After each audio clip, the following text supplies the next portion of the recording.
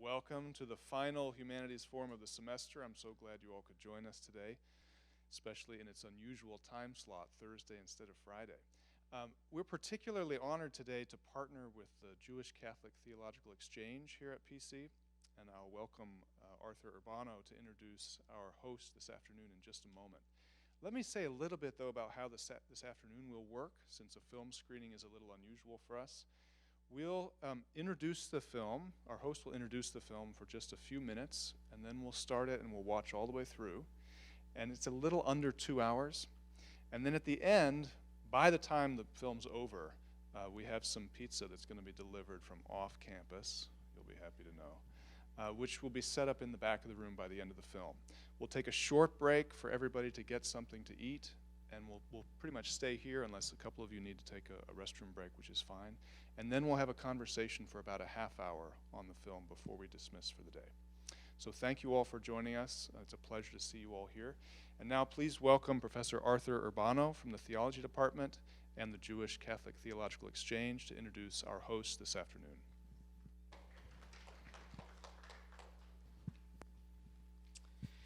Thank you, Raymond, and good afternoon, everyone. It's great to see you here. Really happy to have this opportunity to team up with the Humanities Forum to host today's screening and discussion of Women in Gold. And especially happy to have Dr. Deborah Johnson to be our discussion leader and facilitator today. She spent several years on our committee, and it's always a pleasure to work and collaborate with her. I just wanted to say a few things about the Jewish Catholic Theological Exchange here at PC. We established it a little over 10 years ago now. It's hard to believe it's been that long. And our mission is to foster interreligious learning, dialogue, and collaboration between Jews and Christians.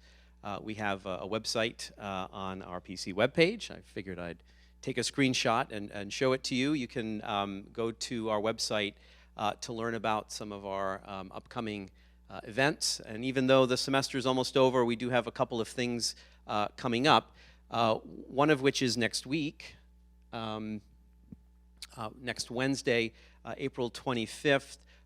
We have a dialogue discussion between Rabbi David Novak, who is kind of a leading figure in Jewish-Christian dialogue, and one of our own Dominicans, Father Thomas Joseph White, who's now at the Dominican House of Studies down in Washington, D.C., but was a faculty member here in the theology department several years ago.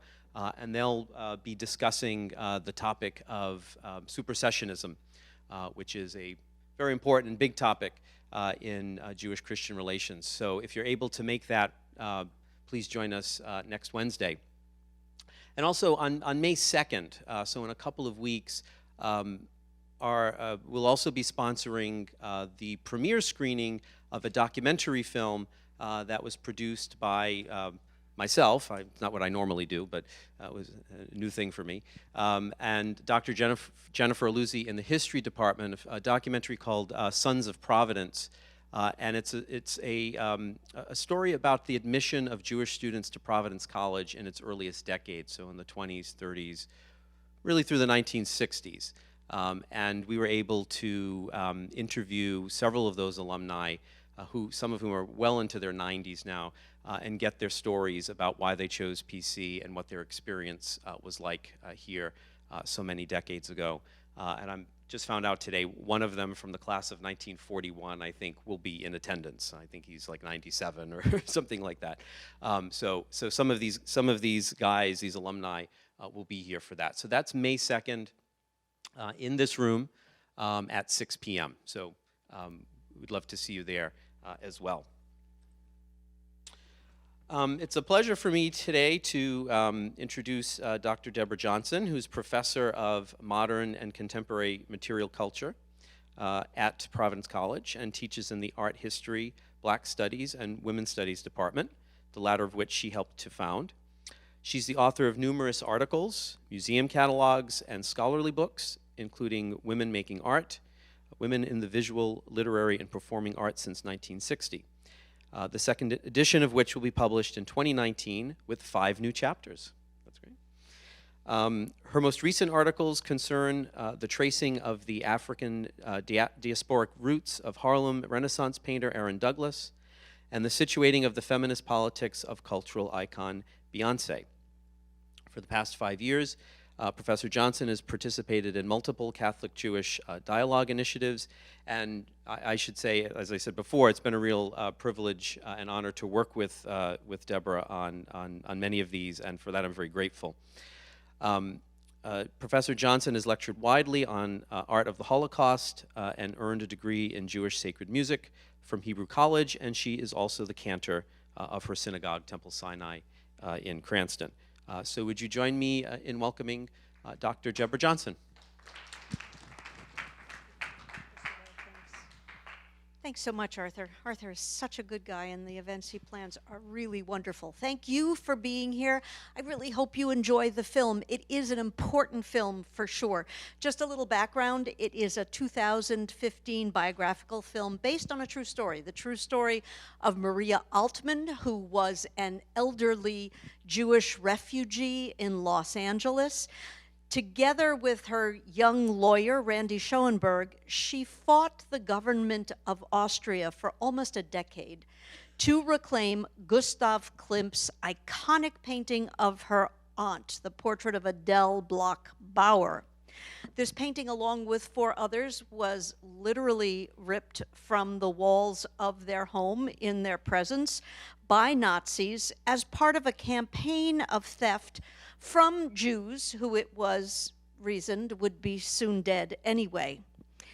The Nazis then gave the portrait to the Austrian National Gallery, and it had since grown from that moment of transferal of ownership, there's a sanitized phrase, transferal of ownership from the Bloch-Bauer family through the Nazis to the Austrian government, the Austrian National Gallery, to the point when Maria Altman rediscovers the painting, it had become a virtual icon of Vienna. Gustav Klimt is inarguably the most significant painter that Austria has ever produced, and this particular portrait came to stand for the city, and this particular portrait very much became Vienna's Mona Lisa. Not incidentally, it was valued at over $100 million. So what the movie will do is to trace Altman taking her legal battle all the way to the Supreme Court of the United States, where in 2004, they rule on appeal in favor of her reclamation of this family painting, following Austria's decision, which had ruled against her. A little more background, the fact is, ironically, Hitler cared a whole lot about art. He himself was a failed art student from in Vienna before he turned to politics. He essentially dropped out of art school in what would have been his junior year in college. As early as 1929, as the elected Führer, he began to purge Germany's museums of works that he designated as Entartete, degenerate, and invariably destroyed them, and mostly for the theater of it, mostly burned them.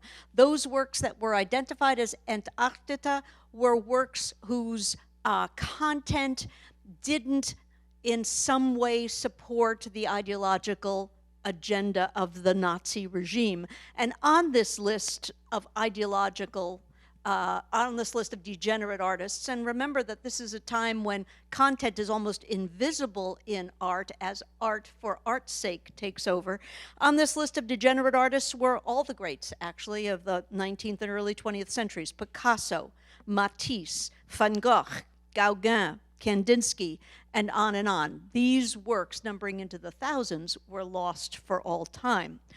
By 1938, Hitler was no longer stealing works to destroy, but was engaged in an organizing looting campaign of German, Austrian, and Polish Jewish art collections, whose works he would keep as his own, or that he would give as rewards to his officers, or most often, he would keep and use for his planned Führer Museum, which he hoped would be the biggest and perhaps even the only significant museum of art from the history of civilization, again called the Führer Museum. It was to be built in his honor in his hometown of Linz, Austria.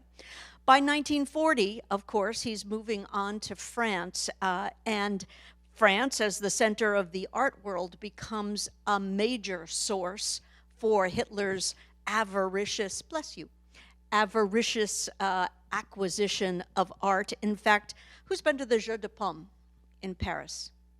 Oh, lots of my art history folks, and then some others. The Jeu de Paume is, and of course, Connie, the Jeu de Paume is a major museum in Paris now, largely of contemporary art. The entire Jeu de Paume was cleared out of works and used for looted Jewish collections in Paris, ultimately totaling 16,000 art objects, again, all looted from private Jewish collections.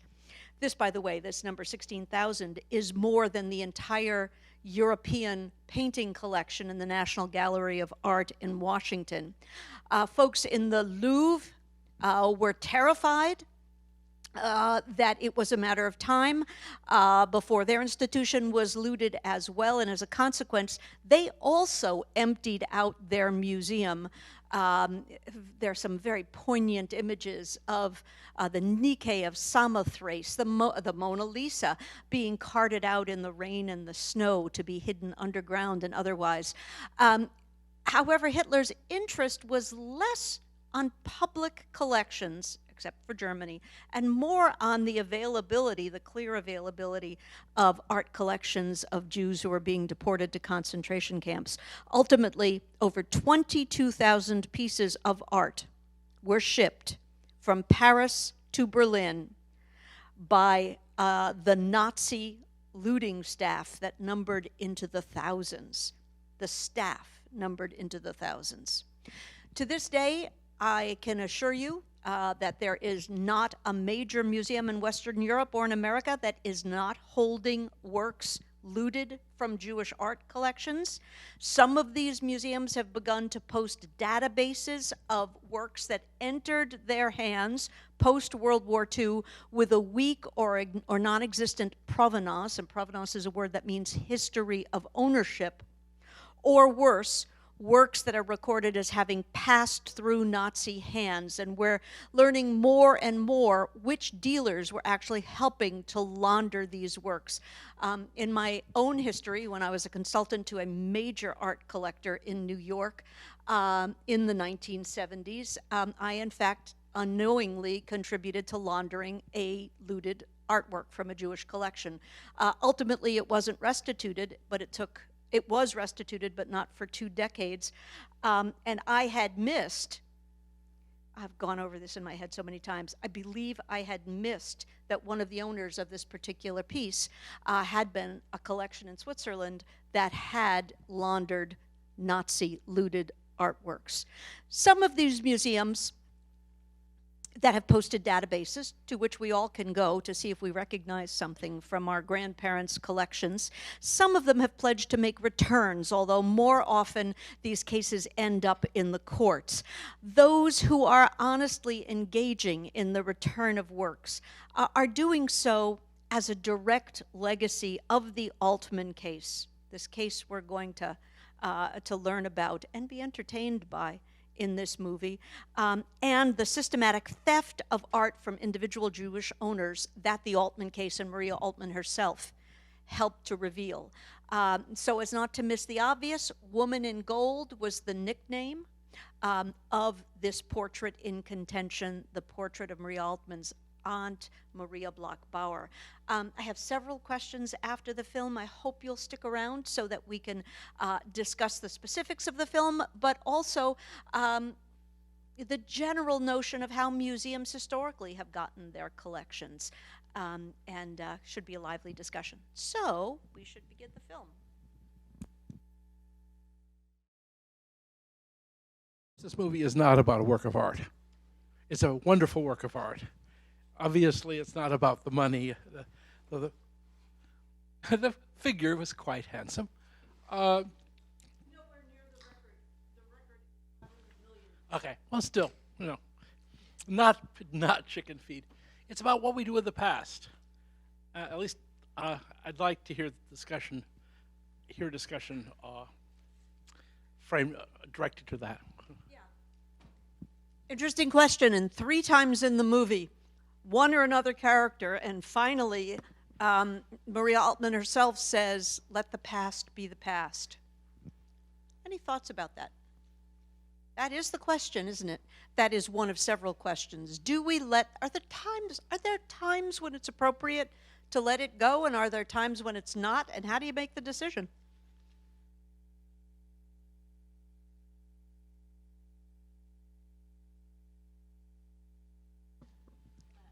I have to give you this.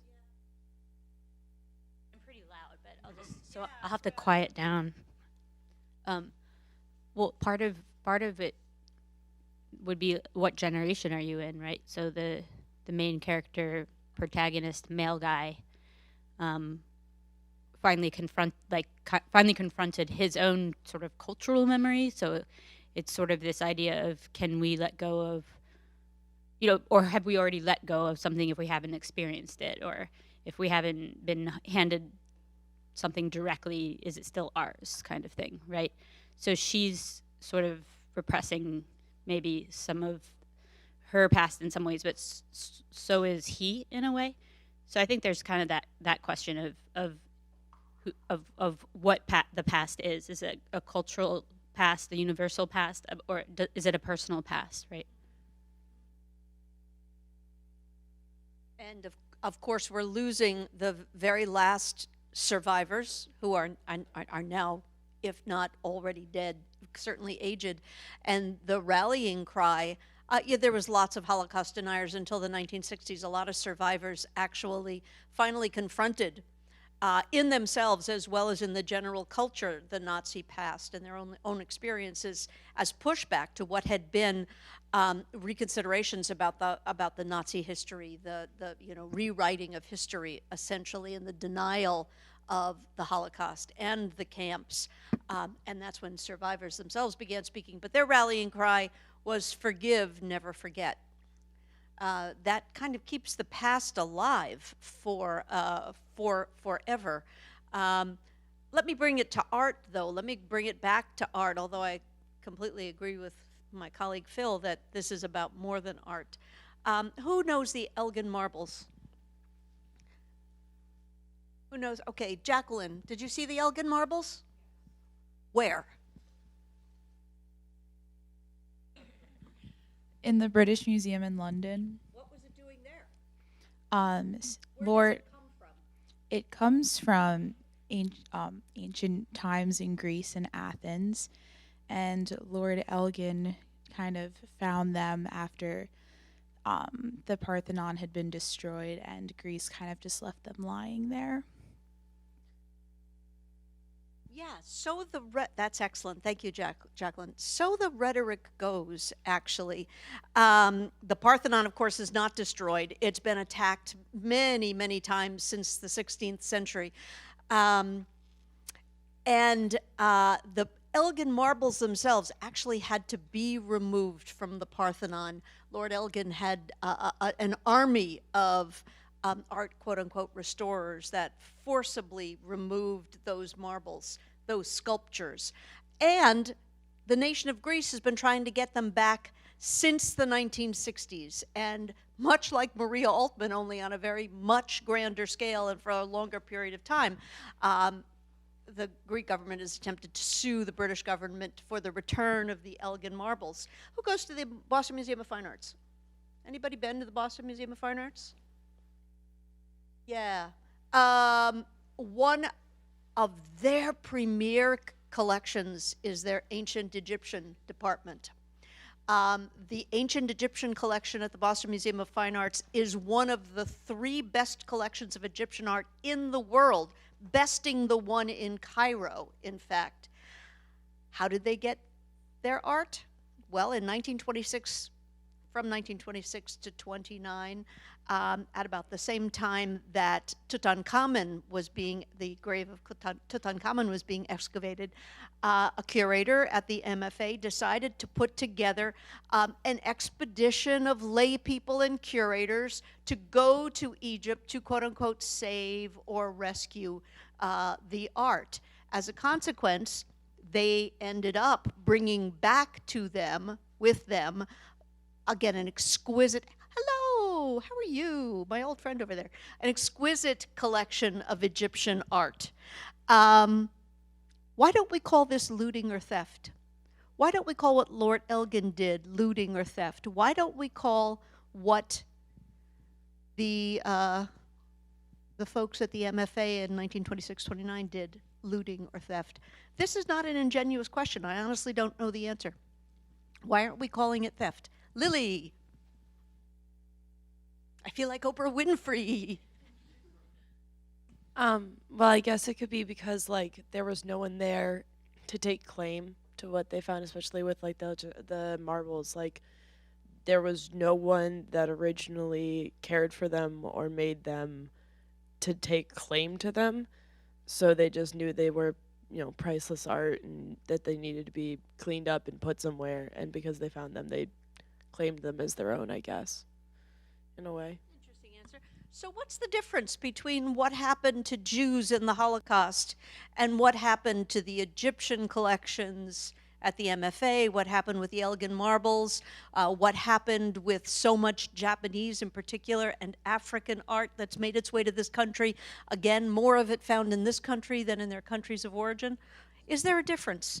And if there isn't a difference, what about that other remark in the movie that said we can't open the floodgates? If we say yes to this, we'll say yes to everything. There is not a museum on earth that has not been founded and fed by theft and looting. So what's the difference?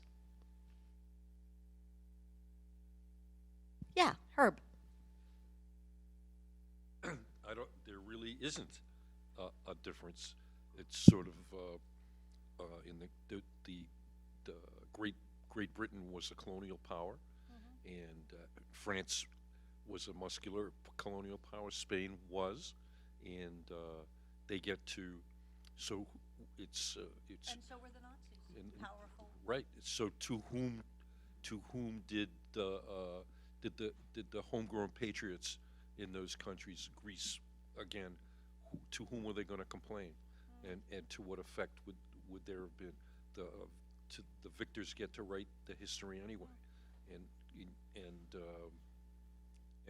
could have written any justification as Lord, whether Elgin ever actually did, I don't know, but you know, we take them to protect them was probably the usual explanation. So this movie pulled at our heartstrings, and yet it's difficult to parse out why looted art from Jews should be restituted, but the Elgin marbles shouldn't, unless we think of it in the terms that Herb is suggesting. You want to repeat those terms? You were getting to a place where you were making a distinction between the Egyptian collections et al. And looted art from Jewish collections. Well, I guess you're referring to the justification, saying that if we leave this stuff here, it'll be harshly treated or forgotten or stolen and sold off, and whichever we will protect it and honor it. Yeah. In fact, yeah.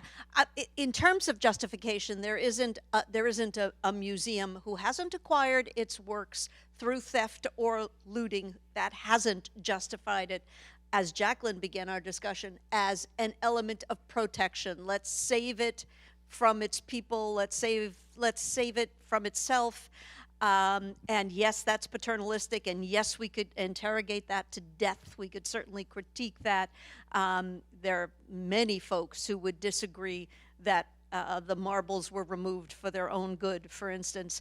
And yet there's no doubt that these works were fully stolen, fully looted against the will of their owners. Yeah.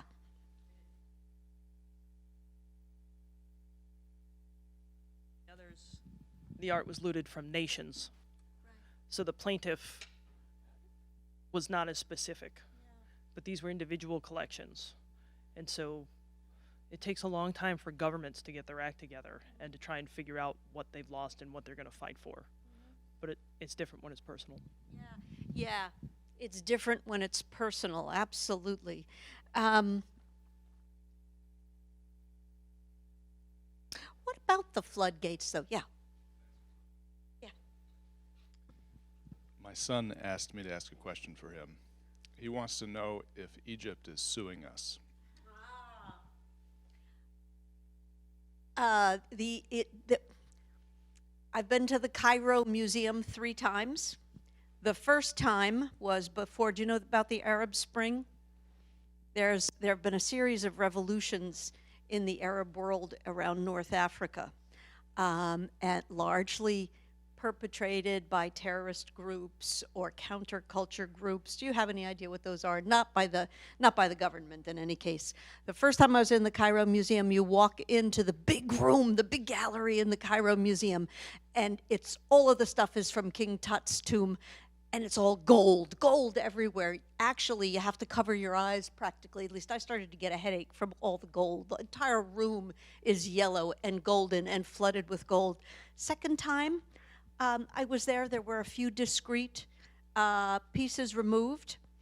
Third time I was there, much of what I had seen the first time was gone. And that was because they were anticipating that their own people were going to loot the museums. That's, of course, in fact, what's happened.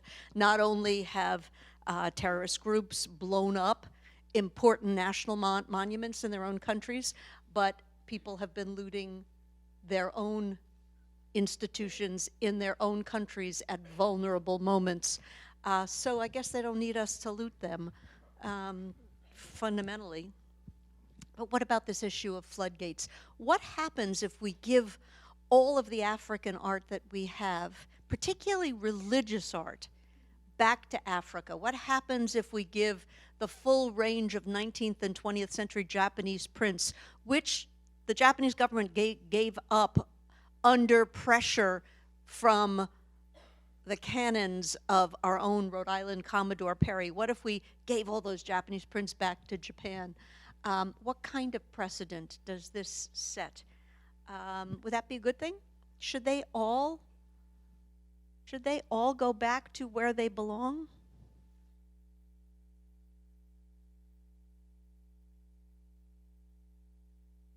Is this a practical question or a moral question? Yeah, Kelly. I didn't run this morning, so I'm getting my run in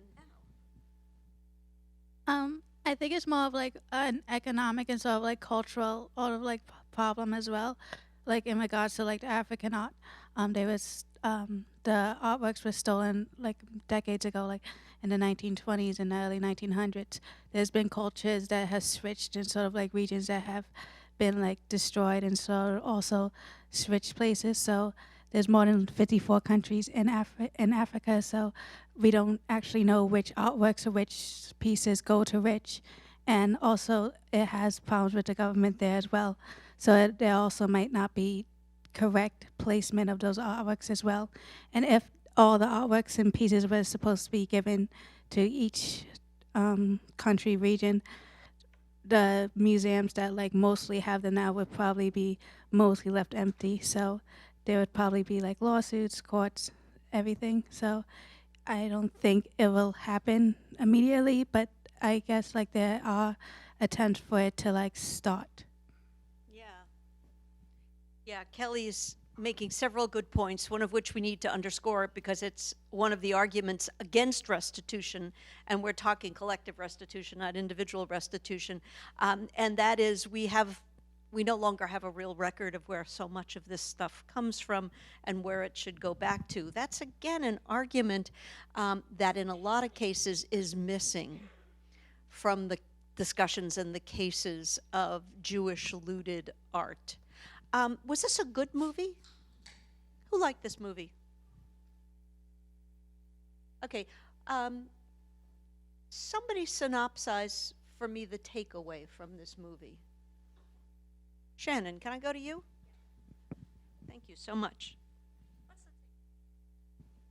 Well, it kind of made me think of like the issue with the Guernica, and kind of the issue of who owns art, because the piece that they focused on became like a cultural artifact to Vienna, but it wasn't rightfully theirs in the first place. So it kind of made me think of that big question: who owns art? Does it belong to the culture of which it is a part of, or does it belong to, like with the Guernica, like the museum that had it, or like in this case, the person who rightfully owns it? Yeah, that's a good question. So what was your takeaway? What was your takeaway? Just the cultural significance of the work. Yeah, and does cultural significance, religious significance of artworks trump any question of ownership? Yes, sir. Tell me your name. I should remember. I've forgotten. Tell me. Christian, of course. I think it depends. In this case, I think the movie would be different if they showed like, it's kind of hard to explain. If they showed like a young 18-year-old who seems wild, I think it would be hard for the audience to, how do I put this? Like, the work of art is over $100 million, so I think there could be like an age or like some sort of means on who it belongs to. But in terms of in this movie, Where Vienna, I didn't really see like an outlash from the public. So I thought it was interesting that they didn't show that.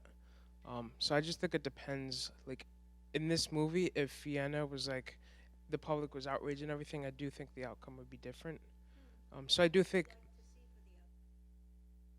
in my opinion, since since we saw her connection, I think it would be rightfully belongs to her. So I don't think the public has a decision, but when it comes to like the person's age or like,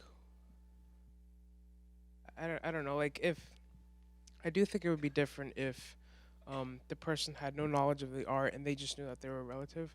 But since I saw that it was important to her, I do think it belongs to her. So. Yeah, you make a good point. And Shannon, I should underscore, mentioned perhaps our most famous case of restitution, and that is Pablo Picasso was asked in 1937 to represent the Spanish government. He, of course, was a Spanish painter, but he'd moved to France, never left France again, but did not refuse to relinquish his Spanish citizenship. In any case, France sort of was sticking it to Spain in 1937 by asking Picasso to represent Spain in the World's Fair, and Spain was outraged. And Picasso chose as his subject the recent bombing of a small village in the Basque country that was said to house guerrilla fighters fighting against Generalissimo Franco and against the Nazi fighter pilots that had bombed this area in the Basque country. Turned out that there were no terrorists in that area, and there were just scores and scores of women and children left in the village. In any case, Picasso painted the work. It's an incredibly important work, and said that, well, he had Nazi soldiers living with him when the Germans invaded Paris. And in fact, he moved to the south where there was a local government that was a little bit more relaxed, and he thought he would be safer, but he knew his Guernica was not safe because it was an anti-Nazi statement. In fact, he had a huge house in the south of France, and a Nazi soldier at one point came up and took one of his whips or whatever the heck it was, like a riding crop, and slammed or slapped Guernica and said to Picasso, "Did you do this?" And Picasso said, "No, you did," which was very powerful, but he knew that that painting was now in grave danger. So he arranged to have it moved to the Museum of Modern Art, saying that if at any point Spain was free of fascism, this work would be should be sent back to Spain as a piece of cultural patrimony. There was a point, obviously, in Spanish history when fascism was not operative. The Spanish government attempted to reclaim from the Museum of Modern Art the Guernica, which was a major exhibition draw for the Museum of Modern Art, this painting. And New York, the Museum of Modern Art, the city of New York, state of New York, fought it and fought it and fought it and fought it for years. And finally, they got a new director who said, this just doesn't belong to us. It really does belong to the people of Spain. He wasn't saying, we know what Picasso's wishes were. He said, this piece belongs to Spain. The piece was returned to Spain. There were hundreds of people to welcome the painting back when it arrived in Madrid. There was, there was an army guard, and it's now in the National Gallery in Madrid where it takes center stage. So restitution has begun in this country about 50 years ago, and restitution still continues primarily around this issue of Nazi looted Jewish works, as increasingly survivors' families are seeing pictures of works that they can document with pictures of their own from their ancestral home, that those works were in their house. Other thoughts? Yeah, Arthur.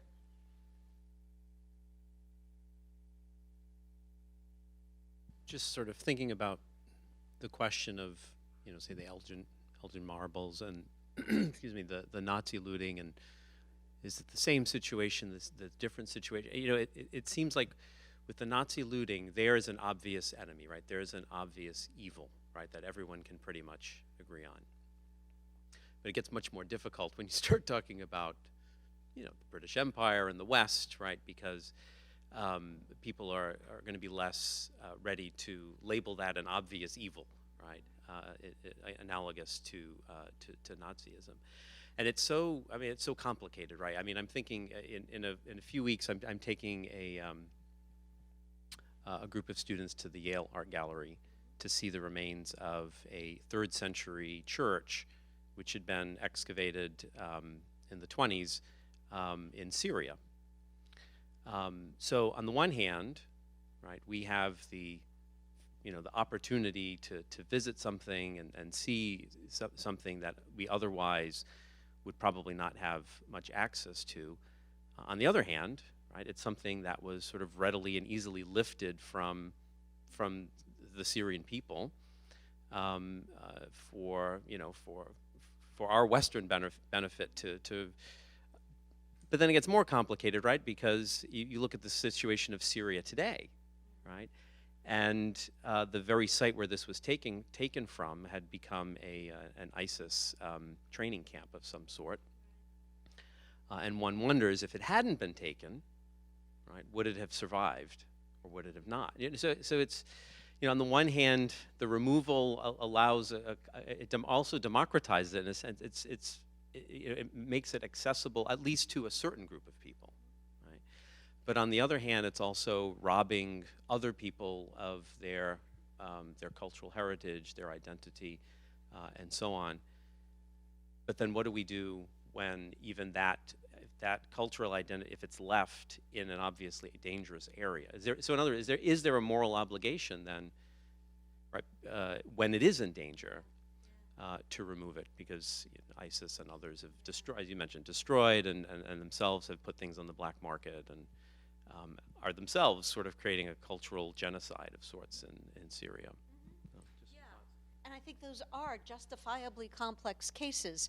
I mentioned to you that I unwittingly laundered a piece of Nazi looted art, and I think I was giving myself a break. I don't really think it was unwitting.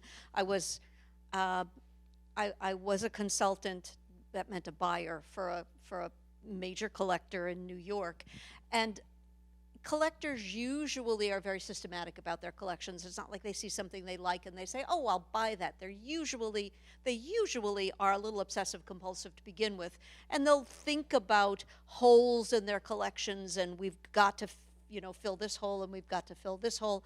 This lovely, lovely man who was a Jewish refugee himself, actually, from Hungary, was collecting 19th century French drawings, very, very pricey things. And he, for decades, had wanted a very obscure thing. He wanted a pastel over monotype by Degas.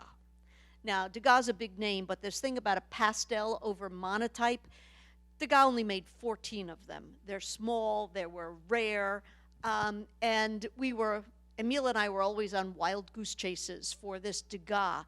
I found one and showed it to him with not the picture, not the actual monotype, obviously, but that it was coming up at auction, showed it to him.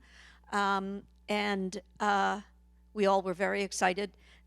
He had no limit on what he could spend. He was prepared to spend a whole lot, and he did not have a limit. This was going to be the crown of his collection. And he was a nice man and an old man, and this was going to make him so happy. And so what I did as a consultant is I then checked the provenance. You worry about buying a forgery. Having somebody spend a lot of money for a forgery. And so did the research to assure myself it really was one of the original 14. Then you check the provenance as a way of also checking the authenticity of the work. If there's no history of this piece ever having been owned, there's a problem. And there had been a long history, actually, since Degas, it came out of Degas' studio on his death in the early 20th century. And then it bounced around for a while, and that was fine. And then the provenance, the history, just dropped away for 10 years. Late 30s, early 40s, just dropped away. I couldn't find it. I couldn't find where it had gone after that. And the next step was a dealer in Switzerland, and not a well-known dealer, not a dealer that was around anymore. And the name was familiar, and it's the kind of thing, sometimes you can't remember something, but it just gives you a queasy feeling in your stomach, and you don't know why because you can't remember it. Well, the name of this gallery just sort of gave me a queasy feeling, but I was so excited for Emile to get this work. I didn't do my due diligence. I didn't investigate that sick feeling in my stomach. It was just a light sick feeling. It wasn't like, oh, I'm gonna, be nauseated all over the place. And we just got excited, and the auction was like imminent, and I didn't do the research. And he bought it, he got it. And then when he passed away, which was just a few years after that, he passed the work on in his will to his daughter. And as those works, he had a large collection, as those works were passing, we did more work on it and published it. I did a catalog of his work, and someone recognized that particular Degas monotype with a pastel overdrawing. It had belonged to her great-great aunt in France and had been stolen by the Nazis. And I should have known.